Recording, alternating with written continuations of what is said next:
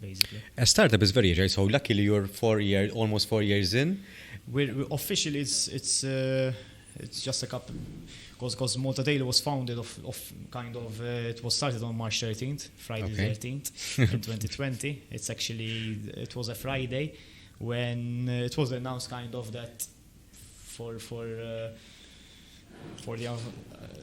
it was a very kind of shady period, you know, but it wasn't a nice period because people were basically told, listen, go home and don't come back for now. Okay. You know, Yeah. so it was a very stressful time, not for me, only for a lot of people. And then eventually, long story short, I found partners, etc., who were willing to invest in the brand, and then we officially launched in October. So that's some time, but it took us some time, but we made use of that time very good to make sure that the brand is polished and that we were actually ready to go live. So now it became 3 years old, and obviously a couple of months. We're entering into our 4th period now. You have 1 year left until it's considered a startup. Yes, something like that, I think. Technically, I don't think we're considered a startup because No, I don't think so, we no. have other partners involved. Yeah. In technical terms for schemes and stuff.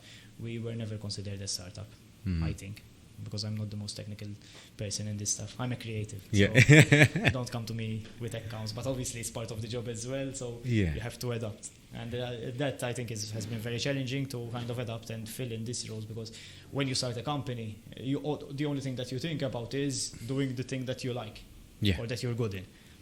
But it doesn't stop there. There are a lot of things that you have to do, which obviously takes a lot of time, takes a lot of energy, and all this stuff. They're all eating from the energy that you have to actually put into the product or into the thing that you actually like. You know, and that is tiring, but I mean, it's part of the job. You know? But from what I can see that you're very enthusiastic about what you do, and that you have this and that, and I think you needed a space where you could breathe. Where does this leave you? Where does this leave Gabriel, though? In what sense, though? In what sense? In the sense that the past 4 years you've been hustling and bustling. Where does this leave you? Where is you in the equation? There's not much space. I'm gonna be honest with you. Yeah. It's, as I said, looking back. Again, media doesn't give you off days, so I don't think maybe if you put it all together in the past 4 years, I've had maybe 4, 5, 6 days literally off that I don't touch an email or don't touch anything. You're always switched on. I'm always switched on because, as we were saying, there's always something happening. And the moment that you switch on, there's a lot of competition. In Malta, unfortunately, every market is saturated. There are a lot of companies, and since we're very small, obviously it makes it even harder, you know, because most companies and most we're all targeting the same people basically. So the moment you switch off, others will kind of have a leverage on you. So I think that was one of the hardest things. The thing that you need to keep on going, but you don't have any fuel in the tank, kind of, you know. And we work in a very creative environment, and you have to innovate all the time. There are times where you feel that you're burnt. I think I am in that period, for example, at the moment, because as I told you before, we're in the past month, for example, we organized the Nadur Spontaneous Carnival. That was around 40,000 people for 2 nights, Friday, Saturday, and then the rest. So we took care of the entertainment, we took care of the content, we took care of of promoting the event. It's become one of the biggest events of the year, basically. It actually won the best event as well last year, because we had done it last year as well. The best event in Gozo for that year. Okay. And the Nadur Spontaneous Carnival kind of grew really big, basically. And then we had the conference, the BLM conference, where we partnered with Business Leaders Malta. That was another big success, another big milestone for Malta Daily, because we've entered into a market where it's more CEOs, managerial, and C-level. So that was another very big milestone for us, because it was something that we've never tapped in. And we had over 600 people coming to our first our first event, which It again, was the biggest from what I can recall. I've been to I think two. That is why we partnered Yeah. with Business Leaders Malta. Business Leaders Malta does a very, very good job. I want to give them all the credit possible because they're very good at what they do. But obviously, they wanted to kind of take it to the next level and increase the number of attendees and increase the level of the conference. And I think that is where we kind of entered into the whole scene, and we gave them that extra extension that they needed. Yeah.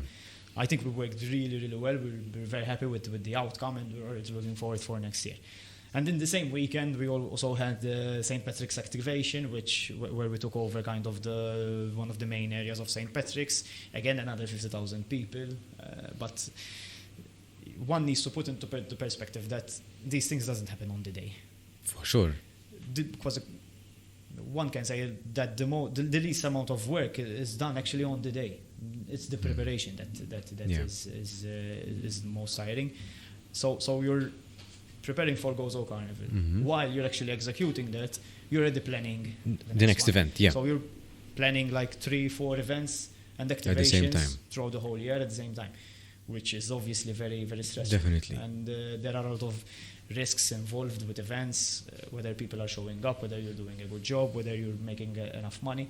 For example, for the St. Patrick's Day event, we literally wanted to go green, pun intended, and we've introduced into the market 10,000 cups, branded cups, festival cups, reusable, which presso poco we kind of, I think the equation was kind of, imagine a person buying 3 drinks. Instead of buying 3 cups, you've bought one and you've refilled it. So we made a very good impact, and hopefully next year we'll be able to put in actually more cups, because there were 50,000 people and only 10,000 cups. So we need to think the ratio was not there.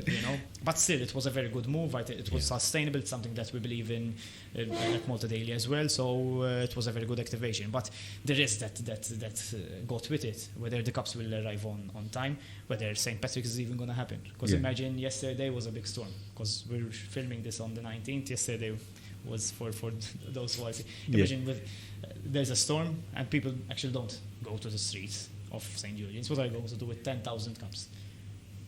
Well, I'm pretty sure you'll find an event where you can use the 10,000 cups. Really, because they were branded with because okay. it made it obviously more special to have a cup. Were they biodegradable? Yes, they were. So now for next year they will be gone. No, I don't know. possibly no. I'm not. Okay. I didn't look into that.